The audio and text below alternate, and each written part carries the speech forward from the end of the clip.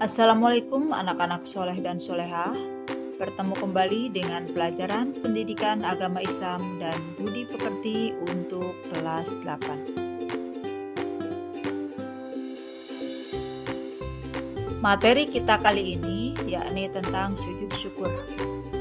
Pada pertemuan sebelumnya kita bahas tentang sujud sahwi, yaitu sujud yang dilakukan karena ada yang lupa di dalam sholat. Sedangkan sekarang kita akan bahas tentang sujud syukur. Apa itu sujud syukur dan bagaimanakah tata caranya? Silahkan kalian amati penjelasan dalam video berikut ini.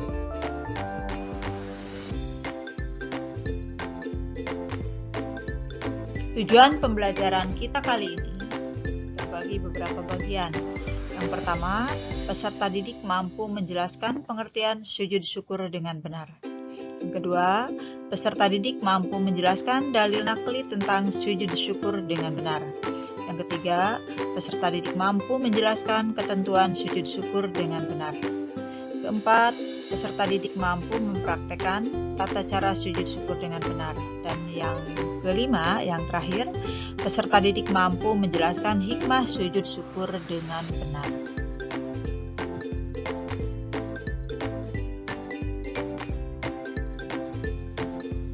Sebelum pembelajaran dimulai, mari kita bersama-sama membaca doa.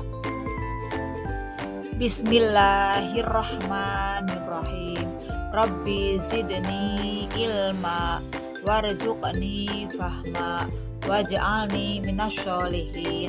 Yang artinya, ya Allah, tambahkanlah aku ilmu dan berilah aku kemampuan untuk memahaminya, dan jadikanlah aku termasuk golongan orang-orang yang soleh.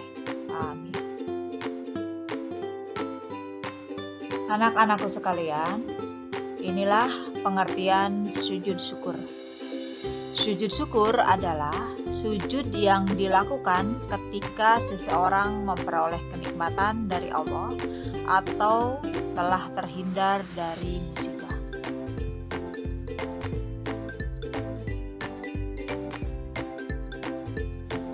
Anak-anakku sekalian, kenikmatan dari Allah banyak sekali bentuknya.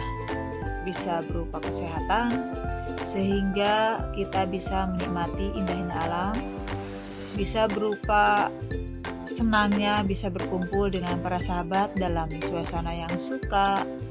Bisa berupa kesempatan untuk menikmati atau pergi ke tempat-tempat yang indah. Bisa juga berupa keberuntungan mendapatkan kejuaraan ataupun kenikmatan-kenikmatan yang lain yang Allah berikan dengan tiada tara, seperti kesehatan lahir batin, seperti keimanan, seperti memiliki orang tua yang baik, orang tua yang menyayangi kita, dan lain sebagainya yang patut kita syukuri.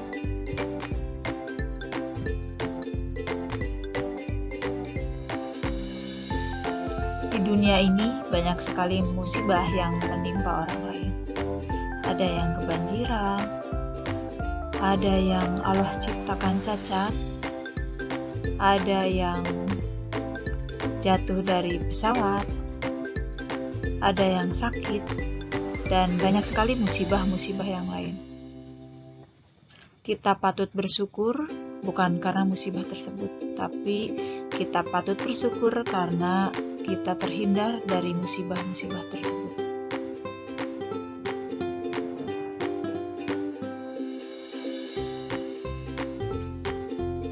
Allah memerintahkan kita untuk bersujud tatkala kita mendapatkan berbagai macam kenikmatan ataupun tatkala kita terhindar dari musibah.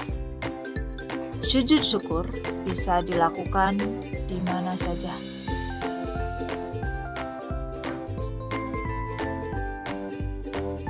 Anak-anakku sekalian, inilah dasar hukum sujud syukur. Mari kita baca secara bersama-sama. Bismillahirrahmanirrahim.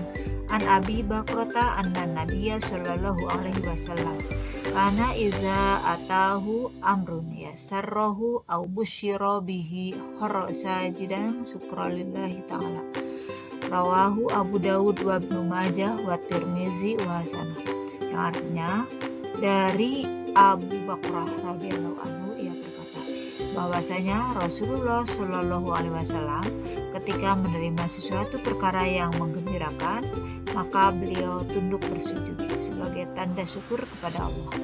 Hadis riwayat Abu Dawud, Ibnu Majah, dan At-Tirmizi yang menganggapnya sebagai hadis hasan.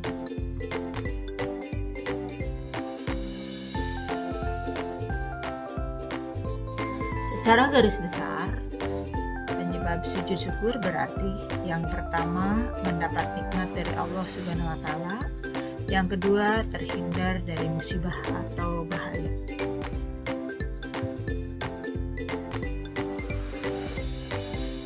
Inilah tata cara sujud syukur. Yang pertama, kita menghadap ke arah kiblat. Yang kedua, niatkan di dalam hati untuk melaksanakan sujud syukur. Yang ketiga, sujud sambil membaca doa, Subhanallah walhamdulillah wala ilaha illallah wallahu akbar wala haula wala quwata illa billahil aliyyil azim. Kemudian setelah membaca doa tersebut, duduk. Setelah duduk, kemudian melakukan salam.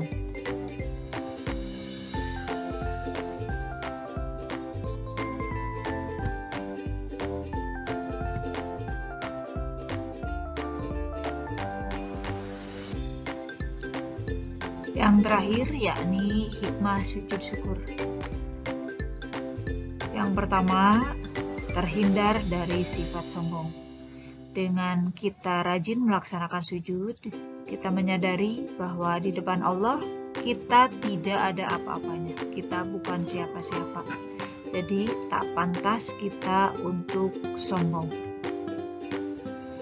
Hikmah sujud syukur yang kedua yakni memperoleh kepuasan batin karena mendapatkan anugerah dari Allah Subhanahu wa taala atas berbagai macam kenikmatan yang kita peroleh atau atas berbagai musibah yang dijauhkan dari kita.